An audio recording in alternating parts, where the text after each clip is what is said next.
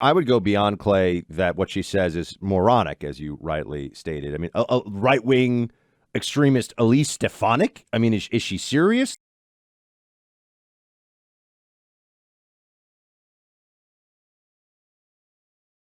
If you question what is happening today on the dumbest show in all of American media, that is The View.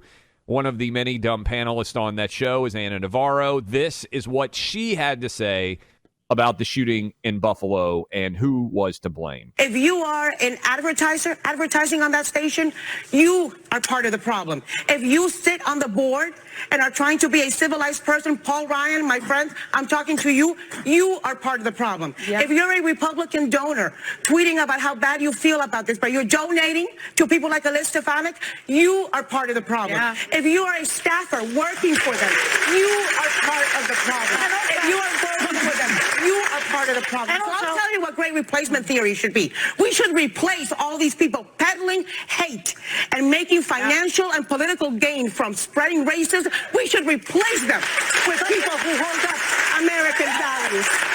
I would go beyond, Clay, that what she says is moronic, as you rightly stated. I mean, a right-wing extremist Elise Stefanik? I mean, is she serious? Didn't she say Elise Stefanik's name in there? If you donate to Elise is she kidding me? That's but you want to shut down Fox News because of what a crazy person does? I mean, nobody argued that you should shut down CNN or MSNBC when we had the Waukesha attacks and when we had the New York City attacks, right? Yeah, of course. And I would note that, and I don't say that she's saying this because she's emotional and stupid and trying to get applause from people who don't think about these issues very seriously. Just they're driven by emotion.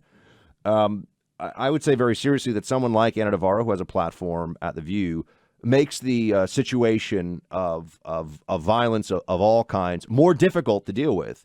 Because instead of being serious about how we could actually stop something heinous like this, it's, I hate Republicans, so this is their fault.